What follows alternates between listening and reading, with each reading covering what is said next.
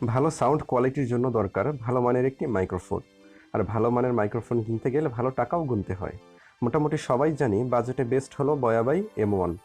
দাম প্রায় 1000। প্রথম অবস্থায় অনেকেই 1000 টাকা দিয়ে এই মাইক্রোফোনটা নিতে চান না। আর তাই যারা একদম কম দামের মধ্যে মোটামুটি ভালো একটি মাইক্রোফোন খুঁজছেন তাদের জন্য এই রিমেক্সের LAVALIER-LF31 ক্লিপ মাইক্রোফোনটি আমি দারাজ থেকে নিয়েছিলাম।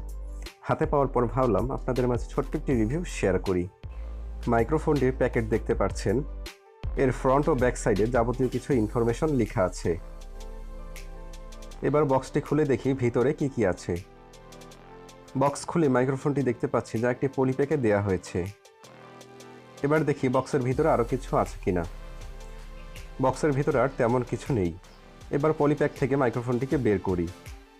পলিপ্যাকের ভিতরে মাইক্রোফোন ও একটি ক্লিপ দেখতে পাচ্ছি। এবার মাইক্রোফোনটি দেখুন। এটি একটি লাভালিয়ার নয়েজ রিডাকশন মাইক্রোফোন।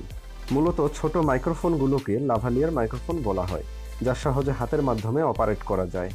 একে লাফেল মাইক্রোফোন অথবা ক্লিপ মাইক্রোফোনও বলা হয়। আমরা সবাই ক্লিপ মাইক্রোফোন নামটার সাথেই বেশি পরিচিত। এর 3.5 মিলিমিটার জ্যাকটি দেখতে পাচ্ছেন রিম্যাক্স ব্র্যান্ডিং করা ও এটি মেটালের তৈরি। এবার দেখতে পাচ্ছি একটি ক্লিপ যা মূলত মাইক্রোফোনের হেডে লাগাতে হয়। তারপর এই ক্লিপের মাধ্যমে মাইক্রোফোনটিকে যে কোনো জায়গায় আটকানো যাবে।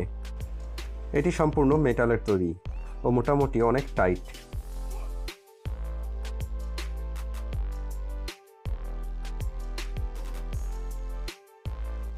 একটি স্ট্র্যাপের মাধ্যমে মাইক্রোফোনের তারগুলোকে আটকানো হয়েছে। স্ট্র্যাপটা খুলে ফেলি। এই স্ট্র্যাপের কোয়ালিটিও অনেক ভালো। মাইক্রোফোনের তারের লেন্থ 1.5 মিটার। ফিতা দিয়েও মেপে দেখেছি, এটি 1.5 মিটার। এর তার অনেক শক্ত ও সহজে প্যাচ খাবে না। এতে টিপিই কভার দেওয়া হয়েছে, যা মূলত থার্মোপ্লাস্টিক এলাস্টোমার্স রাবার ও প্লাস্টিকের সমন্বয়ে তৈরি, যা খুবই শক্ত ও ভালো টেকসই। দীর্ঘদিন ব্যবহারেও স্যামসাংয়ের বেসিক ইয়ারফোনের মতো তার গলে যাওয়ার মতো সমস্যায় পড়তে হবে না। আর যদি পারেন তাহলে কটন কাপড়ের একটি ছোট্ট পাউচ কিনে নেবেন অথবা বানিয়ে নেবেন, যা ধুলাবালি থেকে মাইক্রোফোনটিকে প্রোটেক্ট করবে। মাইক্রোফোন হেডে যে তুলাটি দেখতে পাচ্ছেন এটি মূলত একটি পপ ফিল্টার।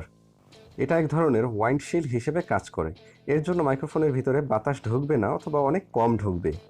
এই দামে আরেকটি পপুলার মাইক্রোফোন হলো হ্যাবিট M60। ওইটাতে কিন্তু পপ ফিল্টার নেই, যার কারণে ভালো নয়েজ রিডাকশন করতে পারে না। এবার পপ ফিল্টারটি খুলে এর মাইক্রোফোন হেডটি দেখাই। মাইক্রোফোন হেডটি দেখতে পাচ্ছেন, এটি অ্যালুমিনিয়ামের তৈরি। এতে ইউজ করা হয়েছে omni directional high fidelity microphone, just 360 ডিগ্রিতে সাউন্ড রেকর্ড করে ও খুব ভালো নয়েজ রিডাকশন করে। এবারের 3.5 মিলিমিটার জ্যাকটি দেখুন। এটি 4 পিনের, যা স্মার্টফোনের জন্য উপযোগী। এটি যদি কম্পিউটারে ব্যবহার করতে চান তাহলে 4 pin to 3 pin microphone converter লাগাতে হবে। এবার আসি এর রেকর্ড কোয়ালিটিতে। এখন আমি রিমেক্সের মাইক্রোফোনটি দিয়ে কথা বলছি। আপনারা শুনতে পারছেন সাউন্ড আগের চেয়ে লাউড ও ক্লিয়ার হয়ে গেছে।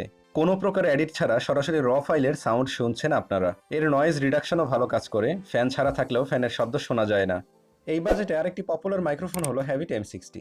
M60তে পপ ফিল্টার না থাকার কারণে ওটাতে কিন্তু প্রচুর নয়েজ ক্যাপচার করে। বয়া বাই M1 এর সাথে যদি LF31 এর ভয়েস কোয়ালিটির কম্পেয়ার করি তাহলে প্রায় একই শোনা যাবে, খুব বেশি একটা ডিফারেন্ট পাবেন না। কিছুক্ষণ পর যে ভিডিওটি প্লে হবে সেটাতে বয়া বাই M1 দিয়ে ভয়েস রেকর্ড করেছিলাম, শুনুন। স্বাগতম সবাইকে নতুন আরেকটি ভিডিওতে।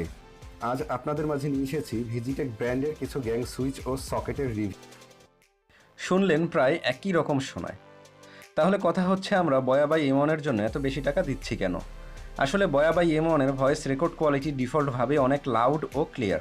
ভয়েস রেকর্ড করার পর কোনো প্রকার এডিট ছাড়াই সরাসরি র ফাইল ইউজ করতে পারবেন। আর LF31 এর রেকর্ড করা অডিও সামান্য বুস্ট করে ভলিউম বাড়াতে হয়, তাহলে LF31 এর voice record same to same প্রায় M1 এর মতোই শোনায়। যদি আপনার লম্বা তারের প্রয়োজন না হয় ও বাজেট স্বল্পতা থাকে তাহলে নিয়ে নিতে পারেন LF31।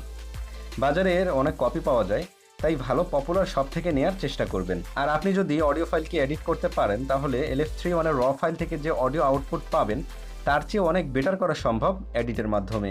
এখন ডিসিশন আপনার, আপনি কোনটা কিনবেন। যে কোনো সমস্যায় পোস্ট দিতে পারেন টেক অ্যান্ড টিয়ারডাউনের ফেসবুক গ্রুপে। আপনাদের সাহায্য করার জন্য সেখানে অনেক মেম্বার রয়েছে। একজন না পারলে অপরজনের থেকে সাহায্য পাবেনই। তাছাড়া আপনারা যা জানেন তা অপরকে জানানোর একটি ভালো মাধ্যম হবে ফেসবুক গ্রুপটি। ডেসক্রিপশনে লিংক দেওয়া থাকবে, অবশ্যই গ্রুপে জয়েন করবেন। আর আপনি যদি এখনও সাবস্ক্রাইব না করে থাকেন তাহলে সাবস্ক্রাইব করুন ও বেল আইকনে ক্লিক করে রাখুন, যাতে পরবর্তীতে আপলোড করা কোনো ভিডিওর আপডেট মিস না হয়।